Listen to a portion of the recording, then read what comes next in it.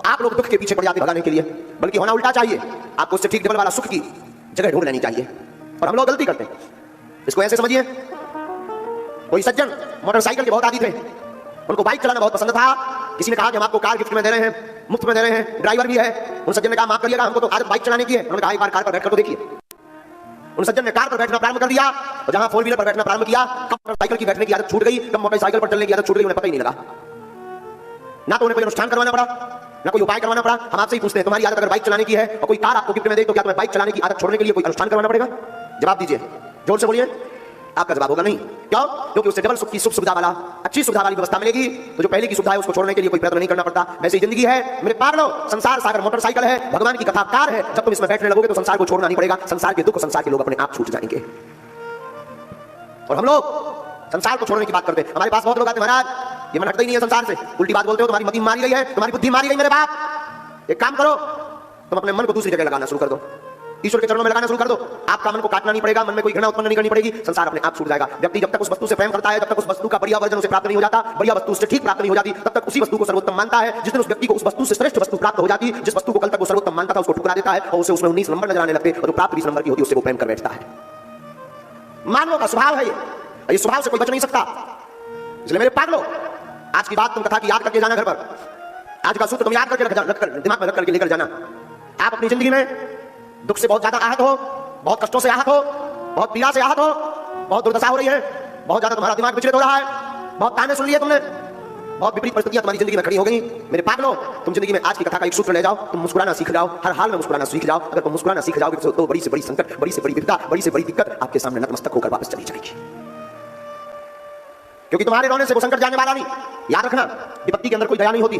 तुम सोचो कि मैं बहुत ज्यादा रहूंगा तो शायद विपत्ति को दया लगेगी। और कई बार हमने अक्सर ऑब्जर्व किया है तो दूसरों को बताने के लिए बहुत ज्यादा नाटक करना पड़ता है। हमारे सामने भी कई बार लोग आते हैं, अपनी बात रखने के लिए बहुत ज्यादा और गमगीन हो जाते हैं, जितना गम हुआ भी ना हो, ताकि महाराज जी को लगना चाहिए कि हम संसार में सबसे ज्यादा परेशान हैं, हमसे ज्यादा इस दुनिया में कोई हैरान नहीं, इनको हमारे ऊपर ध्यान देना चाहिए, और लोगों से ज्यादा हमको तजद्दुद, हमको महत्वता देनी चाहिए, और लोगों से ज्यादा हमारा बढ़िया सा ट्रीटमेंट मंत्र का करना चाहिए। हमें कोई परेशानी नहीं है, ऐसा देखने के बाद भी हमें कोई परेशानी नहीं होती। लेकिन हम आपको कहना चाहते हैं, इसका ठीक तुम उल्टा जीना शुरू कर दोगे तो तुम्हें हमारे पास आने की आवश्यकता नहीं है। तुम जहां रहोगे, जिस परिस्थिति में रहोगे, वहां अगर मुस्कुराना प्रारंभ कर दोगे तो तुम्हें किसी चमत्कार की आवश्यकता नहीं है। तुम स्वयं अपने आप में एक चमत्कारी आदमी बन जाओगे।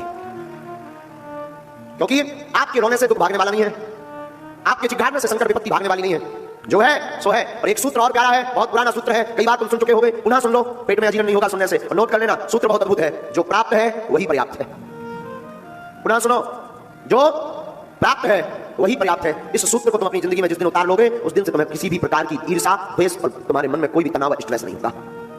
जो तुम्हारे पास है संसार की सर्वोत्तम पूंजी है, तुम सर्वोत्तम धनवान आदमी हो, ये मानकर जीना प्रारंभ कर दो। संतोषम परमम सुखम नैयास्यम परमम दुखम। संतोष ही परम धन है, सुख का मूल मंत्र है संतुष्टि। जो आपको मिला उसी में भगवान को धन्यवाद देना कहो, धन्यवाद देना प्रारंभ करो, सुबह या शाम भगवान को कहो आपका बहुत बहुत धन्यवाद। किसी नगर में एक फकीर रहता था, फकीर बड़ा संतुष्ट महात्मा था। एक बार फकीर का मौज आया कि मुझे बीच रास्ते में लेट करके विश्राम करना चाहिए, और फकीर बीच रास्ते में लेट भी गया, सो गया। उसी वक्त वहां के राजा की सवारी वहां से निकली, जो शायद सम्राट के पद पर आसीन था। राजा के मंत्रियों ने कहा, ए पागल उठ, तुझे खबर भी है कि तू रास्ते में लेटा है। उस फकीर ने लेटे लेटे कहा, मैं उठूं क्यों, तेरे बाप की जागीर है क्या? मंत्री ने कहा, बाप की जागीर तो नहीं, पर तुझे होश नहीं है, कुछ ही देर में यहां से सम्राट निकलने वाले, सम्राट का तू रास्ता रोक रहा, घाटा खाएगा।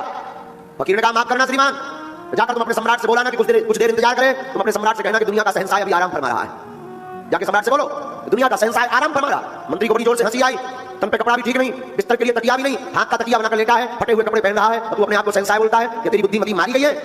फकीर ने कहा, माफ करना, मेरे कपड़ों पर मत जाओ और मेरे तन की काया पर मत जाओ। तुम अपने राजा को बोलो कि अभी दुनिया का शहंशाह आराम फरमा रहा है और डिस्टर्ब ना करे। इतने में राजा ने शोर सुना, राजा अपनी पालकी से उतर करके नीचे आया, मंत्री से कहता है, क्या हुआ?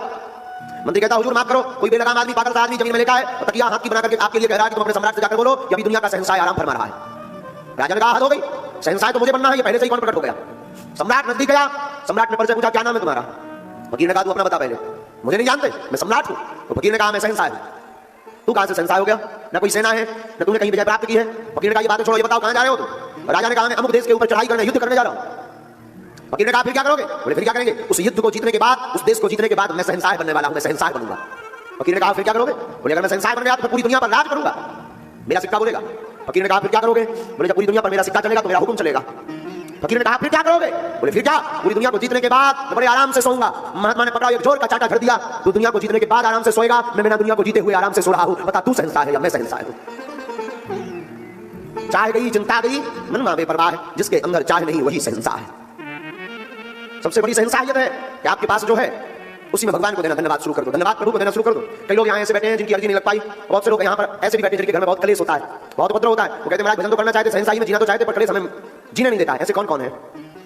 सुन लीजिए, आपके लिए एक उपाय बता देते हैं। उपाय बहुत पावरफुल है, बाद में भी कथा में सुन लेना हो सके तो। आपके घर में बहुत कलेश रहता हो, बहुत उपद्रव होता हो, आप अपने घर पर 11 दिन की सरसों के तेल की अखंड ज्योति जलाकर भोले बाबा महादेव को अभिषेक करके और अपने घर के चारों कोनों पर एक एक मुट्ठी चावल लाल रंग के कपड़े में बांधकर बालाजी का नाम लेकर रख दीजिए। घर का कलेश मिटने लगेगा। सवा महीने बाद वो चारों पोटली बहते जल में प्रवाहित कर देना, सभी नकारात्मक ऊर्जा आपके घर की बाहर हो जाएगी। लेकिन ये टोटका या उपाय काम अपना करेगा, पर असली काम तुम्हारा मन करेगा। आज से ही तुम कथा से ही अपने मन में ये बात भर कर जाना कि अगर तुम्हें संकटों से मुक्ति पानी है तो संकटों का रोना गाना बंद कर दो, संकटों की वजह सुख को खोजना प्रारंभ कर दो। चाहे वो कथा में सुख मिले या किसी संत की चरण में मिले या बागेश्वर धाम पर मिले या वृंदावन धाम पर मिले, सुख को खोजना प्रारंभ कर दो। जिंदगी में तुम्हें प्रत्येक संकट से लड़ने की कुंजी प्राप्त हो जाएगी, चाबी आपको प्राप्त हो जाएगी। इसलिए मेरे पागलों, आज की कथा प्रारंभ करने के पूर्व में आज का सूत्र है प्रसन्नता। क्या है? जोर से बोलो ना, फिर से बोलो। तो मुस्कुराओ, खूब मुस्कुराना चाहिए। ऐसे कई लोग बैठे हैं जैसे घर पर खूब लट पीट करके खा करके आए। हंसना चाहिए जिंदगी में। जब भी जाओ भगवान के सामने जाओ तो ये रोने वाली आंसू को मत लेकर जाओ। हाँ, भाव में है तो बात अलग है, और भाव नहीं है तो अब लुगाई का पेट दर्द कर रहा, सिर दर्द कर रहा, ये तो सुना नहीं मत जाओ। वो भगवान अंतर्यामी है, वो सब जानता है। उनके सामने जब भी जाओ या तो भाव के आंसू होना चाहिए या फिर चेहरे पर मुस्कुराहट होनी चाहिए। आप अपनी जिंदगी में स्वयं अनुभव करिएगा, खूब प्रसन्नता आएगी। इसलिए खूब हंसो, जोर से ठहाका लगाकर हंसना चाहिए। प्रसन्नता ऐसा सूत्र है जिससे बड़े बड़े दुख। अच्छा, प्रसन्नता से हमें याद आया, किसी को बहुत गुस्सा हो, बहुत क्रोध आया एकदम तुम्हारे ऊपर, और तुम मुस्कुराओ, हाय माय डियर, उसको कैसा लगेगा? कैसा लगेगा? वो एकदम खड़ा जाऊंगा, तुम कहो सो स्वीट।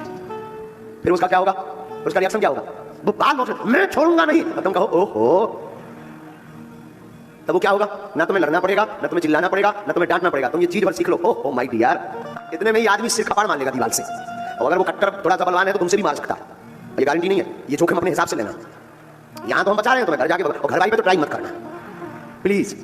लुगाई पे ट्राई मत करना। ये सूत्र जितने भी विवाहित पुरुष बैठे हैं, पूछो क्यों हमने ये सूत्र एक आदमी को दे दिया। एक आदमी आया, गुरुजी हमारी घरवाली बहुत खतरनाक है। मैंने कहा चिंता मत करो जाओ। मैंने कहा तुम्हारी घरवाली कैसी खतरनाक है? बोला गुरुजी बहुत गुस्सा होती बात है। हमने उसको यही सूत्र दे दिया। हमने जब भी गुस्सा हुआ कर तो कह दिया करो वाह अर्धांगिनी जी, तो थोड़ा मुस्कुरा दिया करो। तो बोला फिर गुरुजी, मैंने कहा फिर वो और चिड़चिड़ाएगी तो तुम कह देना ओहो हो। तो गुरुजी फिर क्या होगा? मैंने कहा पता तो नहीं है, फिर और ज्यादा बड़बड़ाएगी तो तुम फिर कह देना वाह। 2 दिन बाद वो पट्टी बांध के आया, सिर पे भी बंधी थी, हाथ में भी बंधी थी। हमने कहा क्या हुआ? बोले आपके उपाय का चमत्कार है। हमने कहा ऐसा क्या होगा हमारा उपाय? हमारे उपाय का चमत्कार क्या बता रहा है? उल्टी बात। बोला गुरुजी आपने कहा था ऐसा करना, तो घर जाते ही लड़ाई हो गई थी और हमने कह दिया।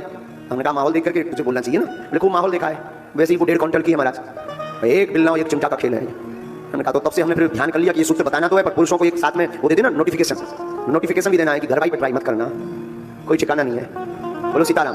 और तुमसे ज्यादा ताकतवर हो तब तो बिल्कुल मत करना।